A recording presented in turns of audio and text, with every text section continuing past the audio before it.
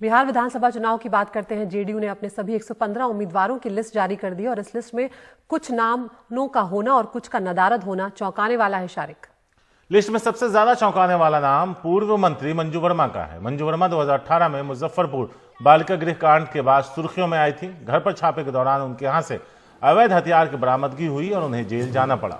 तमाम आरोपों के बीच मंत्री पद से हटाने के साथ इन्हें पार्टी से निलंबित भी किया गया था। ऐसे में इनको एक बार फिर टिकट देना चौंकाने वाला है। और उधर पूर्व डीजीपी गुप्तेश्वर पांडे को लेकर भी चर्चा है, जिनका नाम लिस्ट में नहीं है।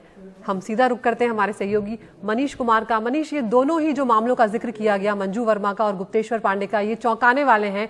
गुप्तेश्वर पांडे ने वीआरएस लिया और माना यही जा रहा था कि वो इसीलिए ले रहे हैं, भले ही अब वो कुछ भी कहते रहे, लेकिन टिकट से लिस्ट से उनका नाम नदारद है।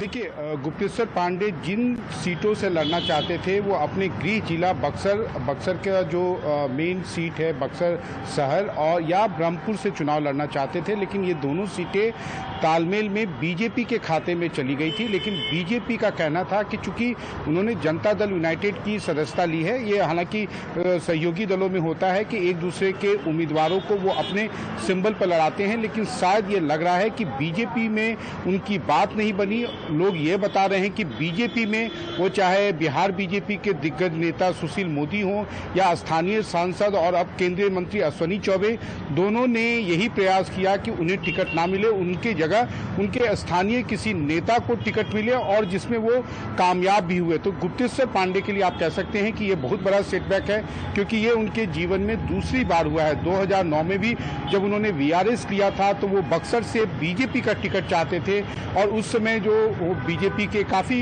दिग्गज नेता थे, अब स्वर्गीय लालमुनि चौबे को टिकट मिला था, हालांकि वो चुनाव हार गए थे। तो आप कह सकते हैं कि गुप्तेश्वर पांडे को अपना एक तरह से चुनावी राजनीति में जो उनको पदार्पण करना था या उनको शुरुआत करनी थी, उसके लिए अब थोड़ा और इंतजार करना होगा। जहां तक मंजू वर्मा का सवाल है, तो निश्चित रूप से मंजू वर्मा जिस जाति कुशवाहा जाति से आती हैं, उनका नीतीश कुमार के ऊपर काफी प्रभाव रहा है। नीतीश कुमार अगर सत्ता में है तो इस वर्ग का समर्थन उनको एक तरह से पूरा इन ब्लॉक मिलता रहा है। और पार्टी के नेताओं का कहना है कि मुजफ्फरपुर कांड में उनका नाम नहीं आया था, बल्कि उस समय जब फोन का डिटेल सीडीआर लिया गया था तो मंजू वर्मा के पति और जो ब्रजेश ठाकुर हैं उनके बीच में काफी सारे कन्वर्सेशन के नंबर्स आए थे। उसी आधार पर उनसे इस्तीफा लिया गया था। लेकिन जेल वो अपने घर में हुई छापेमारी में जो कारतूस बरामद हुए थे, जिसका डिटेल या जिसका एक्सप्लेनेशन उनके पति नहीं दे पाए थे, उस आधार पर हुआ था। और उस केस में कुछ खास नहीं हुआ है, शायद उस केस में चार्जशीट भी नहीं हुआ है, वो जेल गई। और ये बिहार में अब आप कह सकती हैं कि आरोपियों को टिकट देना जो है, ये एक तरह से सर्वदलीय मान्यता हो गई है कि आप आरोपियों को दे सकते हैं जब तक कि वो दोषी ना हो।